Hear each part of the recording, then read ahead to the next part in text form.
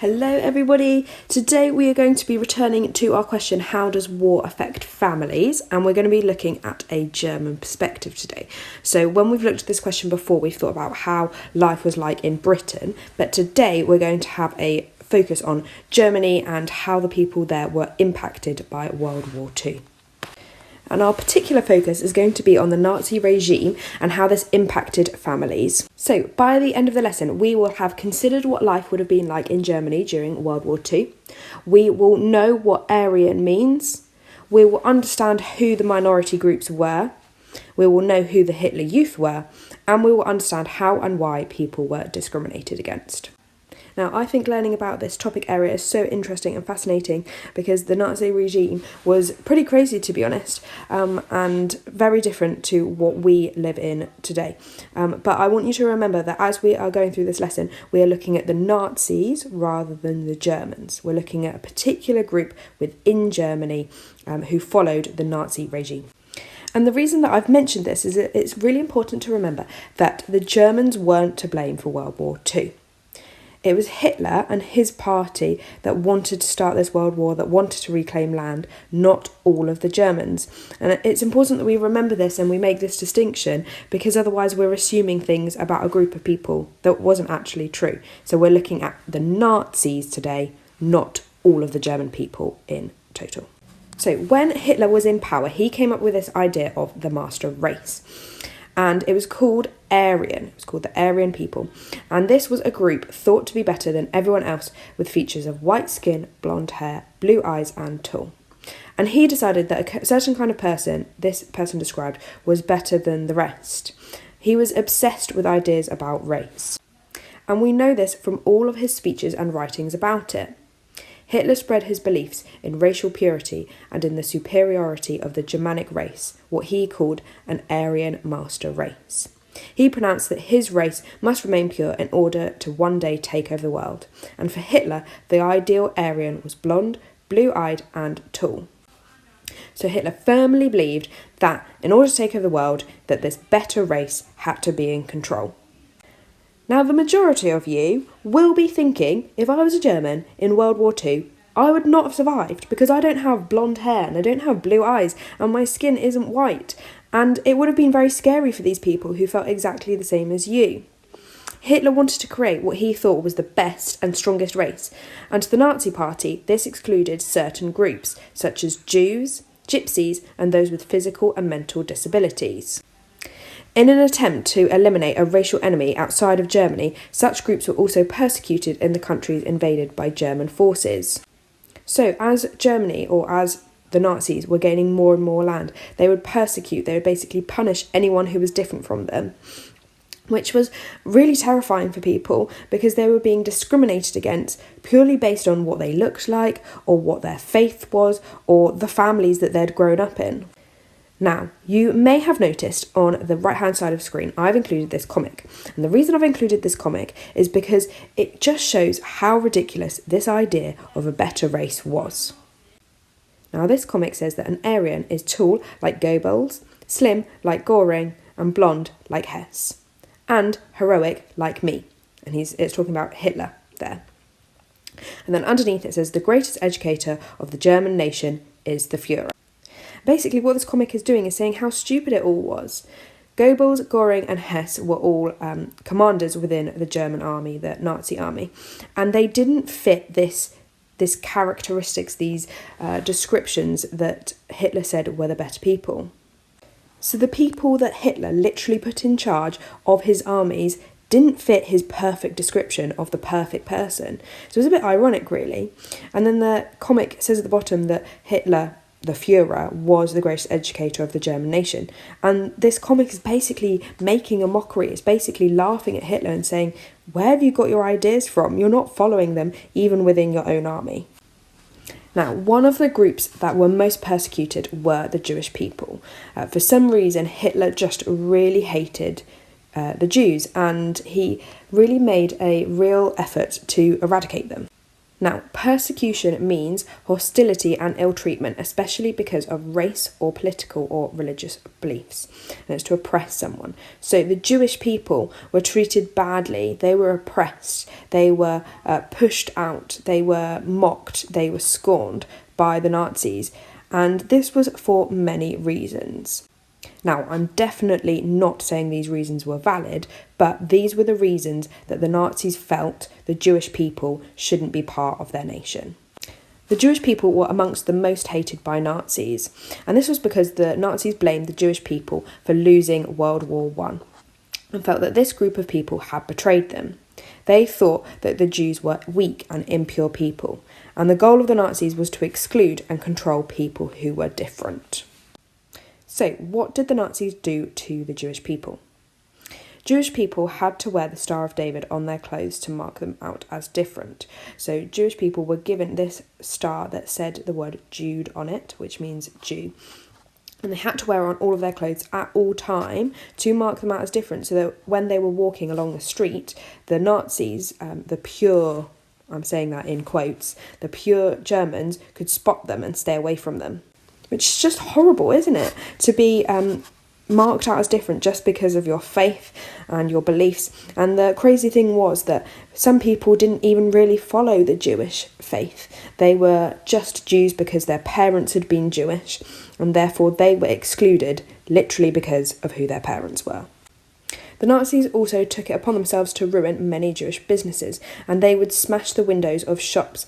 And an event that happened that kind of was the big event of smashing windows was called Kristallnacht, and this was a moment where many businesses were destroyed in cities, and you can see a picture on the right hand side of the screen here of a Jewish business whose windows have been smashed.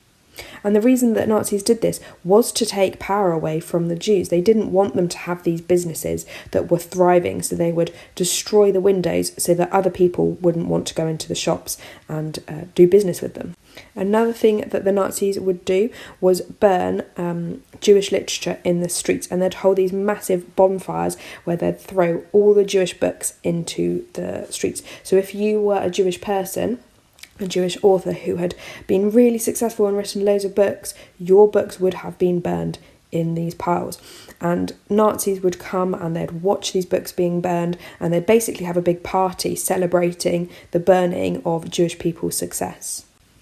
And the final, probably most horrific thing that happened to the Jewish people is that many were killed in concentration camps.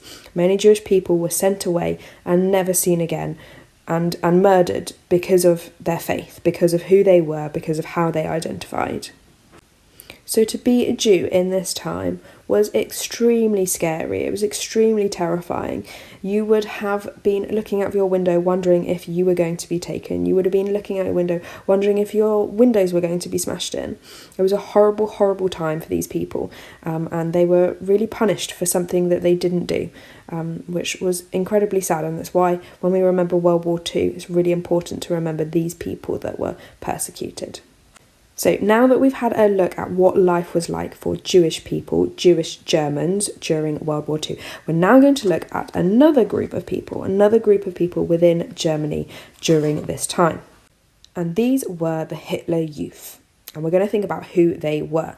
So picture this, it's 1936 and all Aryan children in Germany over the age of 6 are required to join a Nazi youth group.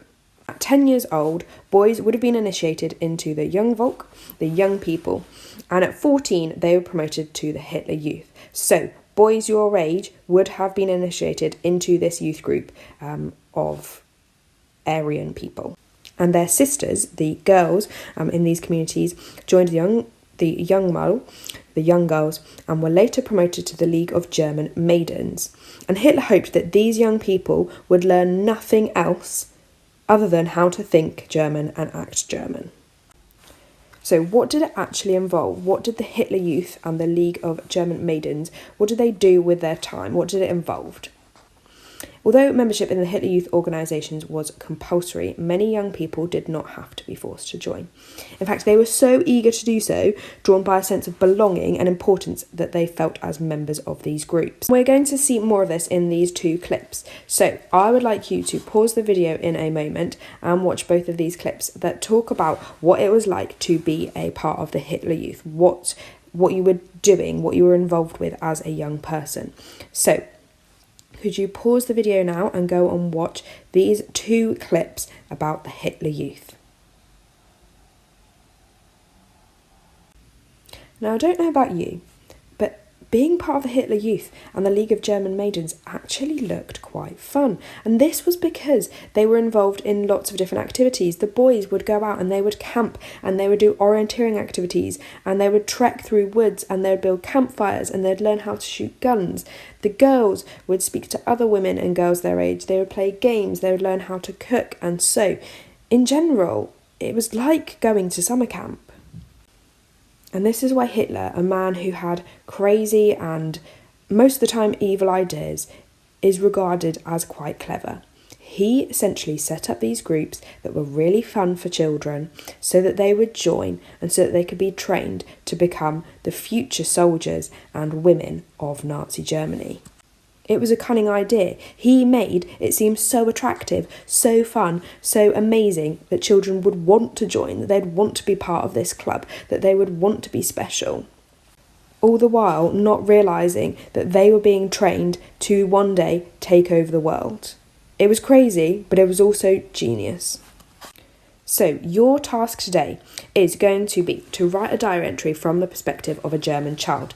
And it is completely up to you to decide if you want to write from the perspective of a Jewish German child or from the perspective of a child who has just joined the Hitler Youth or the League of German Maidens. Your diary entry needs to track through the day, what happened, how are you feeling, do you have family members, etc. If you decide to write as a Jewish child, your diary entry may be about the book burnings that you witnessed, or perhaps your father's store windows got smashed, or maybe you might write about how you have to wear the Star of David on all of your clothes and you can't understand why. If you are writing as a member of the Hitler Youth or the League of German Maidens, you might want to write about the activities you were involved in. Did you learn something new? Have you been doing different physical activities, etc.? Now, you might need to do some extra research to help with this. Now, there are 4 things that you really need to remember to do in your diary entry, irrespective of whether you're writing as a Jewish person or part of the Hitler Youth. So it must be written in the first person. It must use I, me, we. It must be at least 3 paragraphs long and include details about what happened, how you're feeling. Do you have family members that have been affected by your decision to join something? It also needs to include historically correct details. So this is where you might need to look something up to work out whether that actually would have happened to a child during World War II as a German child. And it must be signed off by a child with a German name. And you're going to need to look this up. So as you're writing, you need to pretend that you're a German child, either Jewish or Aryan, and you're going to need to give yourself a name. So I don't want any Billy Bobs or Julies. You need to pick a name that is German in nature. So you'll need to Google German boys and girls' names so that you can sign it off correctly. Now, as you're writing a diary, you are writing to yourself, so it does not need to include formal language. So it can be very chatty in nature. It doesn't have to be formal at all. So you have come to the end of the lesson now. I would like you to pause the video in a moment and go and write your diary entry, making sure that you include these 4 things on the screen now. Now, you can either choose to type this up and there will be a Word document on Teams that you can type into, or you can handwrite it and take a photograph and upload it to Teams. This is your final piece of work that you are going to be doing as remote learning before we are back in school on Monday. So please can you make sure that you put in 101% effort. I know it's a Friday, I know it's the end of the week, but please make sure that you're putting in as much effort as you would have done on the first day of lockdown. We want to see really amazing work that really shows and highlights the things that you have learnt about Jewish people and Aryan people. So you've got until the end of the day to complete this. Please make sure that you upload it onto Teams, and we can't wait to see the amazing diary entries that you have written about the German people. Hope you enjoy this activity, and I look forward to reading them all soon. Bye bye.